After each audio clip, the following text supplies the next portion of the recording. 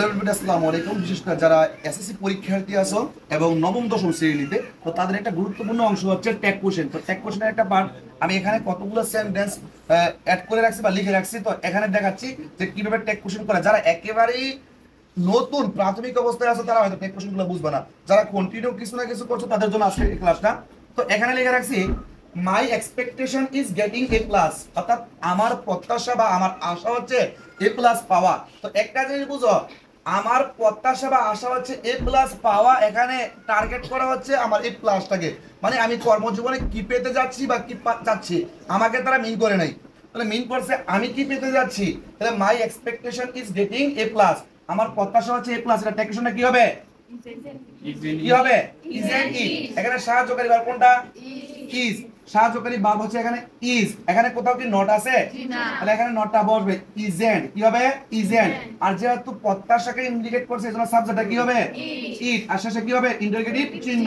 অর্থাৎ মাই expectation is getting a plus, তাহলে isn't it. এরপরটা দেখো, নো। যদি কোনো সেন্টেন্সের মধ্যে ইয়েস, নো এই শব্দগুলো, ওকে এই শব্দগুলো থাকে, তাহলে মনে করবা যার সামনে কমা থাকবে এটা একটা পূর্ণাঙ্গ সেন্টেন্স, এটা বাদ যাবে। দ্বিতীয় পার্টটা ধরবা, তাহলে নো এটার দরকার নেই আমার। না, they read only to pass in the exam, তারা শুধু পরীক্ষায় পাস করার জন্য পড়ে। তাহলে এখানে দেখো তো দে আছে সাবজেক্ট, এটা প্লুরাল সাবজেক্ট, আর রিড আছে এখানে ভার্ব। তাহলে এখানে আমরা জানি যদি কোনো সেন্টেন্সে সাবজেক্টটা দে হয় আর তাদের সাথে কখনো ডাজ বসে না, কি বসে না? ডাজ বসে না, ডু বসে। তাহলে যেহেতু প্রেজেন্ট টেন্স আছে ডু বসবে। তাহলে কোথাও নট আছে এখানে? নট নাই, তাহলে ডোন্ট দে। কি হবে? Don't they. Don't they. এরপরে টেক কোশ্চেনটা দেখো, সো সুতরাং all of us ought to refrain from the telling lies, সুতরাং আমাদের সকলের উচিত, এই অট্টুর বাংলা অর্থ হচ্ছে উচিত। তাহলে আমাদের সকলের উচিত আমাদের এই খারাপ কাজ থেকে, এই মিথ্যা বলা থেকে দূরে থাকা। তাহলে এখানে দেখো অল অফ আস, যদি কোনো সেন্টেন্সে all of us, some of us, none of us, every one of us থাকে, তাহলে তাদের টেক কোশ্চেনের সাবজেক্ট কি হয়? উই। আস থাকলে কি হয়? উই। ইউ থাকলে কি হয়? ইউ। দেম থাকলে কি হয়? দে। তাহলে all of us and ought to আছে, তো ought and আছে যেহেতু উই হবে। এরপরেরটা দেখো, every religion teaches us to be patriot, প্রত্যেকটা ধর্মই আমাদেরকে শেখায় স্বদেশ প্রেমিক হতে। প্রত্যেকটা ধর্মকে বোঝাচ্ছে। এভরি রিলিজিয়ন একটা ধর্ম না, কিন্তু প্রত্যেকটা ধর্মকে বোঝাচ্ছে। এজন্য এখানে যেহেতু ধর্ম অনেকগুলো আছে পৃথিবীতে, এজন্য এটা প্লুরাল। এভরি রিলিজিয়ন টিচেস আস, তাহলে সাবজেক্টটা দে হবে, কিন্তু ভার্বের সাথে এস থাকার সাথে ডাস বসবে না, কারণ দে সাথে ডাস বসে না। তাহলে ডোন্ট দে। Don't they. কি হবে? Don't they. এরপরে কোশ্চেনটা দেখো, থ্যাংক ইউ ভেরি মাচ। কি? Thank you very much. যদি কোনো সেন্টেন্স দ্বারা অভিনন্দন জানানো হয়, congratulation, happy birthday, happy new year, thank you very much, এই শব্দগুলো থাকলে এদের ট্যাগ কোশ্চেন হয় সবসময় কি? Don't I. কি হয়? Don't I. Don't I.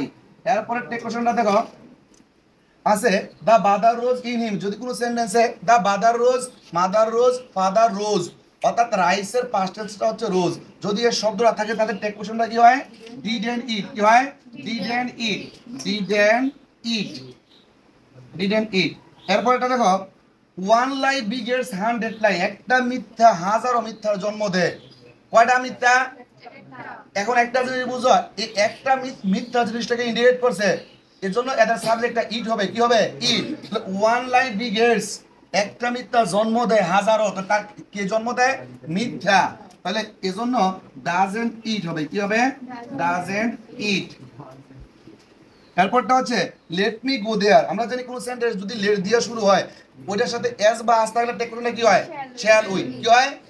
এটা প্রস্তাব বোঝায়। বাট যদি লেটের লগে এস বা আস না থাকে, সেটা অনুমতি বোঝায়, তো সেটা ইম্পারেটিভ সেন্টেন্স যেহেতু এটা কি বটে question? Will you. Will you. এরপরেরটা দেখো আছে, you need not do the work. যদি কোনো সেন্টেন্সের মধ্যে নিড থাকে, নিডের পরে যদি নট থাকে, তাহলে টেক কোশ্চেনটা কি হয়? নিড। আর যদি নিডের পরে যদি মেইন ভার্ব থাকে, তখন টেন্স অনুযায়ী do not, does not, did not বসে। তাহলে নিড ইউ। কি হবে? Need you. Need you. এরপরে টেক কোশ্চেনটা দেখো, আই হ্যাভ লিটল ওয়াটার। এর অর্থ হচ্ছে আমার পানি নাই বললেই চলে। এখন একটা জিনিস বুঝো, যদি কোনো সেন্টেন্সে স্কেসলি, হার্ডলি, নেভার, সেলডম, লিটল থাকলে এরা নট, অর্থাৎ নেগেটিভ, এরা নট বসে না, তারা নিজেরাই নেগেটিভ। লিটল এখানে নেগেটিভ হিসেবে ব্যবহার করেছে, তাহলে হ্যাভ আই হবে। কি হবে? Have I. এই হচ্ছে তোমাদের ট্যাগ কোশ্চেনগুলো। তো ধন্যবাদ সকলকে। আসসালামু আলাইকুম।